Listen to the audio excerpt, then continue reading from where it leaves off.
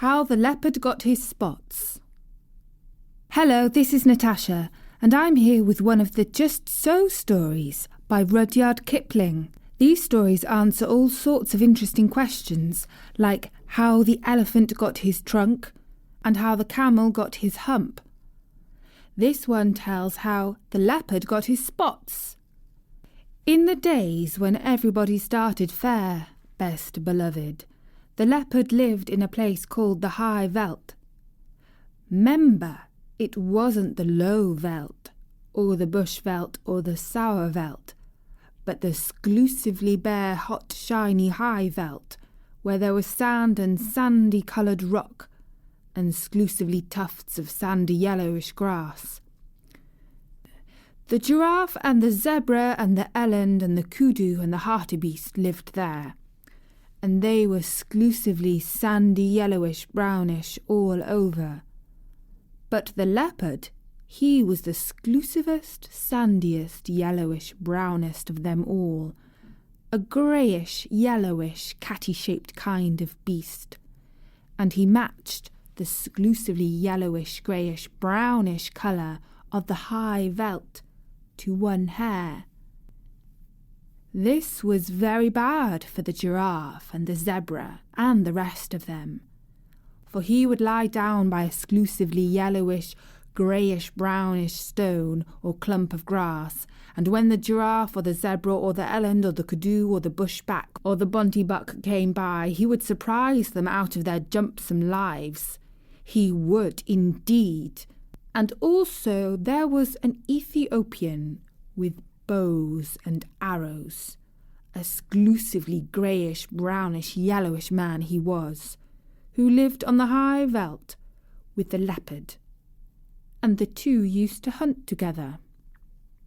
The Ethiopian with his bows and arrows, and the leopard exclusively with his teeth and claws, till the giraffe and the eland and the kudu and the quagga and all the rest of them didn't know which way to jump. Best beloved, they didn't indeed. After a long time, things lived forever so long in those days, they learnt to avoid anything that looked like a leopard or an Ethiopian. And bit by bit the giraffe began it, because his legs were the longest. They went away from the high veld.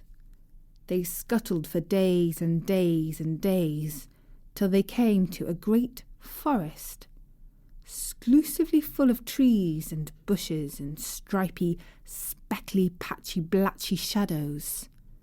And there they hid, and after another long time, what with standing half in the shade and half out of it, and what with the slippery, slidey shadows of the trees falling on them, the giraffe grew blotchy, and the zebra grew stripy, and the eland and the kudu grew darker, with little wavy grey lines on their backs, like bark on a tree trunk.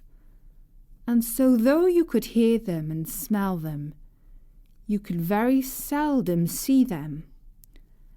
And then only when you knew precisely where to look, they had a beautiful time in the exclusively speckly, spickly shadows of the forest, while the leopard and the Ethiopian ran about over the exclusively greyish, yellow, reddish high veld outside, wondering where all their breakfasts and dinners and their teas had gone. At last they were so hungry they ate rats and beetles and rock rabbits, the leopard and the Ethiopian, and then they had the big tummy ache, both together. And then they met Bavian, the dog-headed, barking baboon, who is quite the wisest animal in all South Africa. Said Leopard to Bavian, and it was a very hot day, "Where has all the game gone?" And Bavian winked. He knew. Said the Ethiopian to Bavian, "Can you tell me the present habit of the aboriginal fauna?" That meant just the same thing. But the Ethiopian always used long words. He was a grown-up, and Bavian winked. He knew. Then, said Bavian, the game has gone into other spots, and my advice to you, Leopard, is to go into the other spots as soon as you can. And the Ethiopian said, that is all very fine, but I wish to know whether the aboriginal fauna has migrated. Then, said Bavian, the aboriginal fauna has joined the aboriginal flora, because it was high time for change. And my advice to you, Ethiopian, is to change as soon as you can. That puzzled the leopard and the Ethiopian, but they set off to look for the aboriginal flora. And presently, after ever so many days, they saw a great, high, tall forest, full of tree trunks, all exclusively speckled and sprottled and spottled, dotted and splashed and slashed and hatched and cross-hatched with shadows.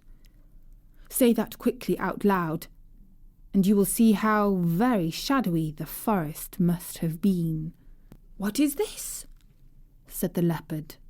That is so exclusively dark, and yet so full of little pieces of light. I don't know, said the Ethiopian, but it ought to be the aboriginal flora. I can smell giraffe, and I can hear giraffe, but I can't see giraffe. That's curious, said the leopard. I suppose it is because we have just come in out of the sunshine. I can smell zebra, and I can hear zebra, but I can't see zebra. Wait a bit, said the Ethiopian. It's a long time since we've hunted them. Perhaps we've forgotten what they were like. Fiddle, said the leopard. I remember them perfectly on the high veldt, especially their marrow bones. Giraffe is about 17 feet high, of exclusively fulvous golden yellow from head to heel, and zebra is about 4.5 feet high, of exclusively grey fawn colour from head to heel. Said the Ethiopian, looking into the speckly, spickly shadows of the aboriginal flora forest. Then they ought to show up in this dark place like ripe bananas in a smokehouse. But they didn't. The leopard and the Ethiopian hunted all day, and though they could smell them and hear them, they never saw one of them. For goodness sake, said the leopard at tea time, let us wait till it gets dark. This daylight hunting is a perfect scandal. So they waited till dark, and then the leopard heard something breathing sniffly in the starlight that fell all stripy through the branches. And he jumped at the noise, and it smelt like zebra, and it felt like zebra, and when he knocked it down it kicked like zebra. But he couldn't see it. So he said, Be quiet, oh, you person without any form. I am going to sit on your head till morning, because there is something about you that I don't understand. Presently he heard a grunt, and a crash, and a scramble, and the Ethiopian called out, I've caught a thing that I can't see. It smells like giraffe, and it kicks like giraffe, but it hasn't any form. Don't you trust it, said the leopard. Sit on its head till the morning, same as me. They haven't any form, any of them. So they sat down on them hard till bright morning time, and then Leopard said, What have you at your end of the table, brother? The Ethiopian scratched his head and said, It ought to be exclusively a rich, fulvous orange tawny from head to heel, and it ought to be giraffe, but it is covered all over with chestnut blotches. What have you at the end of your table, brother? And the leopard scratched his head and said, "It ought to be exclusively a delicate greyish fawn, and it ought to be a zebra, but it is covered all over with black and purple stripes. What in the world have you been doing to yourself, zebra? Don't you know that if you were on the high veld, I could see you 10 miles off? You haven't any form." "Yes," said the zebra, "but this isn't the high veld. Can't you see?" "I can now," said the leopard, "but I couldn't all yesterday. How was it done?" "Let us up," said the zebra, "and we will show you." They let the zebra and the giraffe get up, and the zebra moved away to some little thorn bushes where the sunlight fell all stripy, and Giraffe moved off to some tallish trees where the shadows fell all blotchy. "Now watch," said the zebra and the giraffe. "This is the way it's done. 1, 2, 3, and where's your breakfast?" Leopard stared, and Ethiopian stared, but all they could see were stripy shadows and blotched shadows in the forest, but never a sign of zebra and giraffe. They had just walked off and hidden themselves in the shadowy forest. "Hi, hi," said the Ethiopian. "That's a trick worth learning. Take a lesson by it, leopard. You show up in this dark place like a bar of soap in a coal scuttle." "Ho, ho," said the leopard. "Would it surprise you very much to know that you show up in this dark place like a mustard plaster on a sack of coals?" "Well, calling names won't catch dinner," said the Ethiopian. "The long and the little of it is that we don't match our backgrounds. I'm going to take Bavian's advice. He told me I ought to change, and as I've nothing to change except my skin, I'm going to change that." "What to?" said the leopard, tremendously excited. "To a nice working blackish-brownish colour, with a little purple in it, and touches of slaty blue. It will be the very thing for hiding in hollows and behind trees." So he changed his skin then and there, and the leopard was more excited than ever. He had never seen a man change his skin before.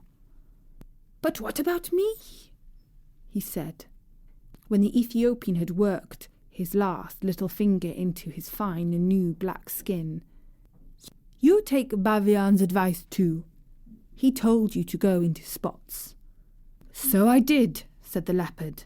"I went into other spots as fast as I could. I went into this spot with you, and a lot of good it has done me." "Oh," said the Ethiopian, "Bavian didn't mean spots in South Africa. He meant spots on your skin." "What's the use of that?" said the leopard. "Think of giraffe," said the Ethiopian. "Or if you prefer stripes, think of zebra. They find their spots and stripes give them perfect satisfaction." Said the leopard. "I wouldn't look like zebra. Not forever so." "Well, make up your mind," said the Ethiopian, "because I'd hate to go hunting without you, but I must if you insist on looking like a sunflower against a tarred fence." "I'll take spots then," said the leopard, "but don't make 'em too vulgar big. I wouldn't look like giraffe, not forever so." "I'll make 'em with the tips of my fingers," said the Ethiopian. "There's plenty of black left on my skin still. Stand over." Then the Ethiopian put his 5 fingers close together. There was plenty of black left on his new skin still, and pressed them all over the leopard. And wherever the 5 fingers touched, they left 5 little black marks all close together. You can see them on any leopard's skin you like. So they went away and lived happily ever after, best beloved. That is all. And now and then you will hear grown-ups say, "Can the Ethiopian change his skin, or the leopard his spots?"